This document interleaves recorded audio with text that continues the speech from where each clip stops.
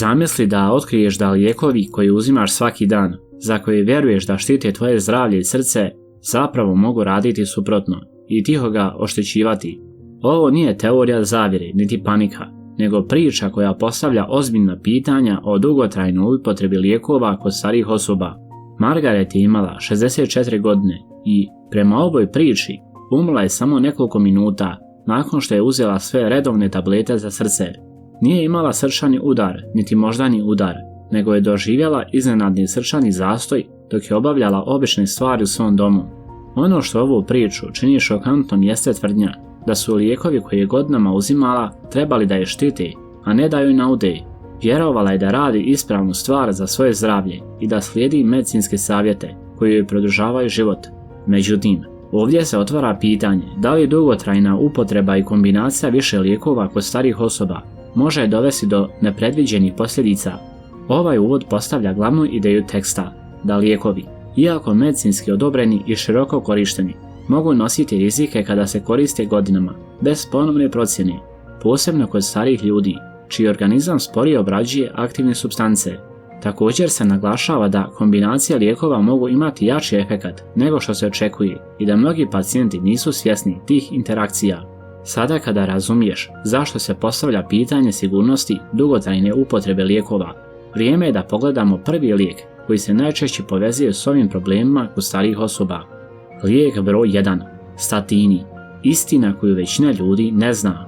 Statini, poput atorvastatina, simvastatina i rosvastatina, spadaju među najčešće propisivane lijekove za snižavanje holesterola i zaštitu srca. Koriste se godinama kod ljudi sa povišenim holesterolom i povećanim rizikom od srčanog i moždanog udara, vjerujući da smanjuju kardiovaskularni rizik. Mehanizam djelovanja statina zasniva se na blokiranju enzima HMG-CoA reduktaze u jetri, čime se smanjuje proizvodnja holesterola. Međutim, isti proces utječe i na smanjenje koenzima Q10, koji je važan za energiju u ćelijama, uključujući i ćelije srca. Kao primjer se navodi Margaret, koja je godinama uzimala statine vjerujući da štiti svoje srce, dok je vremenom osjećala umor, slabost i druge simptome koje nije povezala sa terapijom. Dugotrajna upotreba može dovesti do miopatije, odnosno oštećenja mišićnog tkiva, koje u težim slučajevima može prerasti u ozbiljnije komplikacije. Također se ističe da kod starijih osoba ovaj efekat može biti izraženiji. Kao podrška organizmu spominje se unos koenzima Q10, magnezija i ishrana bogata zdravim mastima, poput maslinovog ulja, avokada i ribe. Lijek broj 2. NSAID lijekovi, skriveni kardiovaskularni rizik. Protuupalni lijekovi poput ibuprofena, diklofenaka i naproksena spadaju među najčešće korištene lijekove protiv bolova i upala, posebno kod starijih osoba. Koriste se za artritis, glavobolje i svakodnevne bolove, često bez recepta, zbog čega ih mnogi smatraju potpuno sigurnim. Međutim, u tekstu se ističe da dugotrajna ili česta upotreba NSAID lijekova može imati ozbiljne posljedice na kardiovaskularni sistem, posebno kod ljudi starijih od 60 godina. Objašnjenje mehanizma koji se navodi jeste da ovi lijekovi blokiraju COX1 i COX2 enzime, koji imaju zaštitnu ulogu u krvnim sudovima i bubrezima. Kada se ovi enzimi blokiraju, dolazi do zadržavanja tečnosti, porasta krvnog pritiska i povećanog opterećenja srca. Margaret je svakodnevno uzimala ibuprofen za bolove u zglobovima. Dugoročna upotreba u kombinaciji sa drugim lijekovima za pritisak i diureticima dovela je do opterećenja organizma i povećanog rizika od ozbiljnih komplikacija. Njeni simptomi poput umora i nelagode nisu odmah povezani sa lijekovima koje je koristila.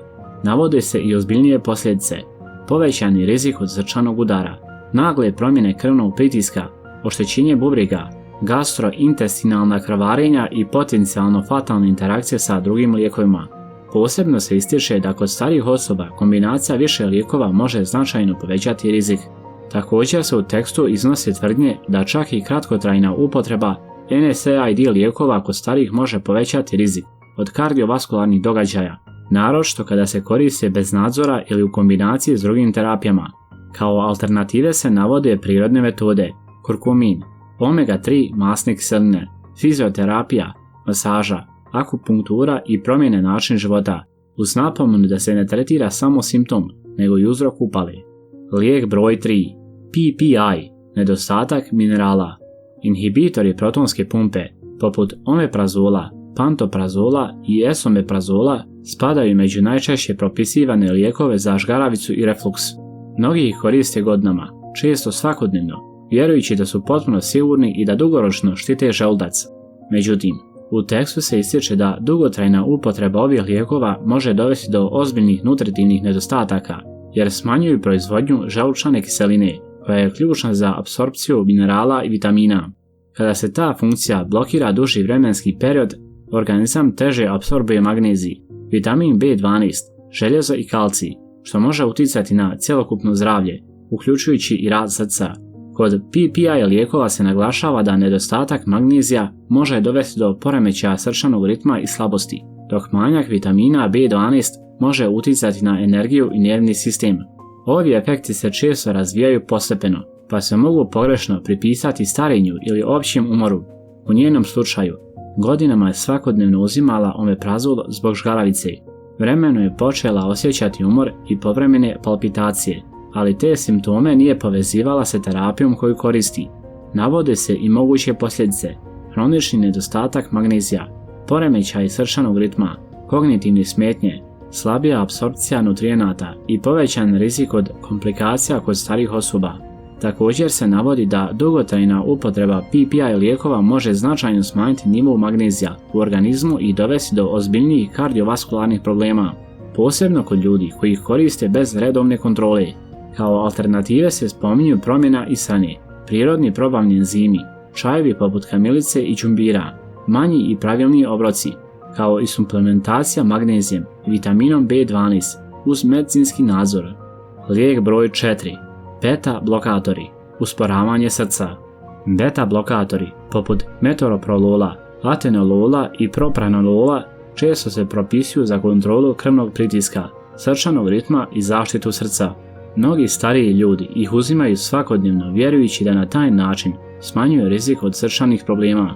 Međutim, u tekstu se ističe da dugotrajna upotreba može dovesti do pretjeranog usporavanja rada srca i smanjenje sposobnosti organizma da reaguje na fizički ili emocionalni stres. Blokiranjem beta receptora u srcu, ovi lijekovi smanjuju odgovor na adrenalin, što može dovesti do slabije srčane funkcije kod osjetljivih osoba.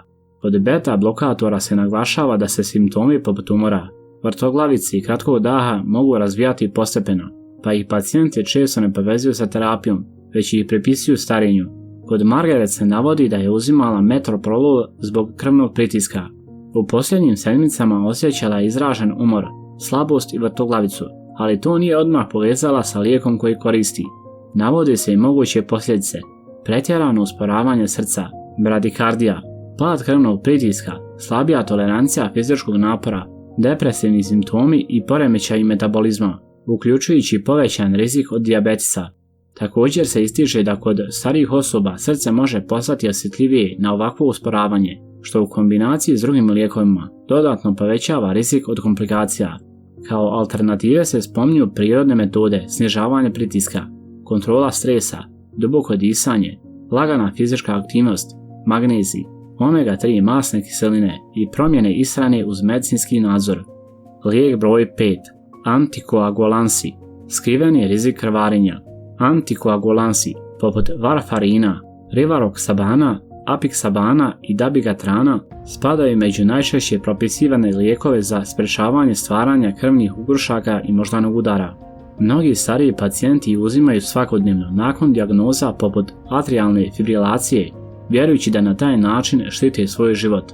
Mehanizam djelovanja ovih lijekova zasniva se na smanjenju sposobnosti krvi da se zgrušava, čime se smanjuje rizik od opasnih trombova, ali istovremeno raste rizik od nekontrolisanog krvarenja.